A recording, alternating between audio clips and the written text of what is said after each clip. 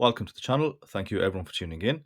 Now I've finally gotten around to reviewing this vintage military inspired chronograph from Baltany, which I unboxed around the 11/11 AliExpress sales. Now in that video I shared my thoughts on what I thought of Baltany as a brand. It's one of the few actual micro brands on AliExpress. They have a very clear identity and appeal to a clear customer base. They also offer numerous vintage-inspired military-style watches with a whole range of movements and designs. So if you're in the market for a vintage-inspired military-type watch, make sure you check them out. I will of course leave a link within the description. Now the watch I have in my hand will set you back around £126 on a normal day, bought from Baltany official store. Now I think that's a reasonable price, especially for the specs on offer. The model number for this watch is S5034. It features a stainless steel case. You've also got a domed boxed sapphire crystal. You've got the Seiko VK64 Mecha Quartz movement being used in this watch. And you've also got 50 meters of water resistance with the screw down crown and a screw down case back. However, the pushers, because they aren't screwed down, that's the only thing holding down that water resistance. Now you can get this watch in three different dial options. You've got the Enamel, which is the one I have in hand, and you've got both the Panda and Reverse Panda variants. Now while all of them look great, I have to say that this Enamel dial looks the best. The use of Enamel gets you so much crispness in the dial and it gives you awesome clarity. That's one of the first things that stand out when you have a look at this watch. The printed inner outer scales to the printed logo below the 12 and above the 6, and also those black outlines around the applied loomed Arabics have unreal clarity and precision, and this gives the watch a much more premium feel and look. You also got counter-sunk subdials which still allow you to distinguish them. Granted, not as distinguishable as they are on the Panda or the Reverse Panda variants, however they are still legible. Now the handset is flat, it is fully polished and in a silver color. However, as you can see on screen, due to the way the light is hitting back off the hands, it gives them a much darker appearance, giving them great legibility. And the insides of the hands, you've got that old radium applied loom, as well as on the Arabics. Now the loom used in this watch is C1, I believe. It's the old radium style loom as I mentioned, and it gives you great clarity. I think they've used ample amount of layers on there. When you look at the Arabics on the dial, they are ever so slightly raised, indicating they've used plenty of layers for this loom. It's not going to be as bright as a diver, but it is definitely more than adequate. I'm happy with the longevity. This watch will last for a fair while, and it is one of the best examples I've seen where they use this old radium style loom. Now the movement in this watch is a Seiko Chronograph VK64. It is a Mecha Quartz movement, which means it's a battery powered watch. However, it does mimic certain things that mechanical watches do. A couple of them being that sweeping chronograph hand once it has been activated. And you also find with the subdial to your left, that 60-minute timer, it doesn't tick, and in fact it actually moves in a smooth sweep. You'll also find that when you look at the minute hand, as you can see on camera, that the minute hand is slowly creeping forward, and as opposed to on quartz watches where once the seconds hand goes over the 60 seconds, it just ticks to the next indicator. And I think this is why this movement is quite favorable, due to some of the mechanical characteristics that are visible as well as that quartz accuracy.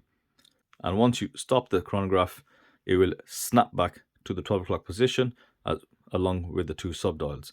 Now your subdial on your right is a 24-hour indicator, which is quite useful, letting you know which part of the day this watch is set at. And as we know, there are a lot of watches that use the Seiko VK64. I also like the decision that Baltany have used to go with the two subdials rather than the three subdials available, and they've opted for a no date version, giving you a very symmetrical dial, clean dial aesthetics. And while it does lose a bit of function due to the no date, I quite like how the dial looks. Now the case on this watch is fully polished, and I think this is one of the few styles of watches which can pull off a fully polished case. As you guys are well aware, fully polished cases not everybody likes, but this particular style seems to pull it off really well. I don't mind it at all. Just note that it will be a fingerprint magnet and also a hairline scratch magnet. Just, you know, polishing or cleaning the watch will give you some micro scratches. You've got quite a slim bezel, which I quite like. Good slope on there. Very nicely finished case. There's no sharp edges, beautifully machined.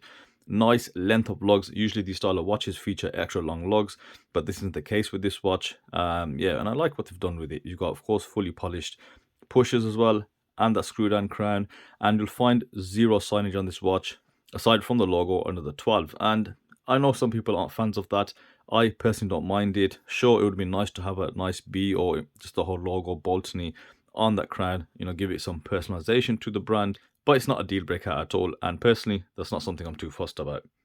Now moving on to the strap, it's a normal generic strap, these thick leather straps. It is a decent quality, it's not one of the cheaper ones, but with this style of watch you can place it on more or less any other rubber or leather strap, although I think a leather strap does really suit this style. Something weathered, something with a bit of contrast stitching will definitely set this watch off. Now let me place this on wrist and see how it looks. And here's the Baltany Vintage Chronograph inspired watch.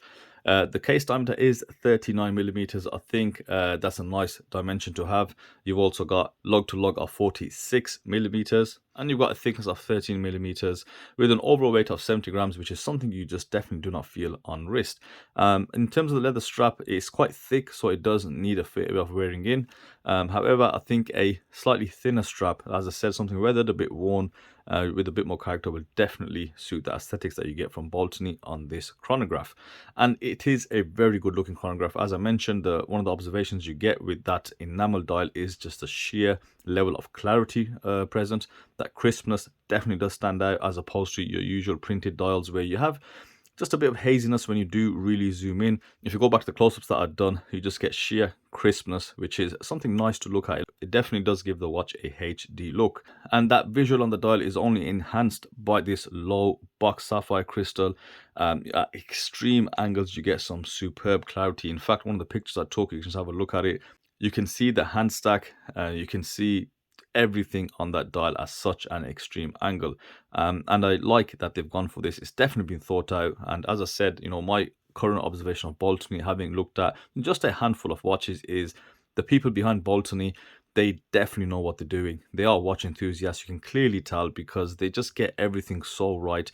They homage, or you know, kind of recreate the right models, and you know, they've even got like 5-star ratings, so I'm assuming the watches are of a really high quality. I haven't come across anything which is defective or may have issues, but you know, it is a possibility, as it is with everyone. So all that I showed you guys, coupled with that price, I think it is a very good price.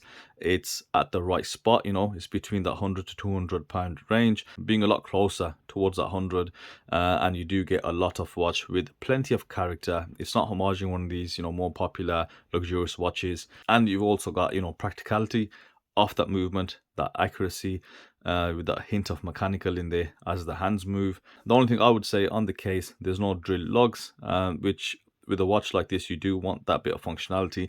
And I think some of you guys out there might mind the fact that it doesn't have a date window.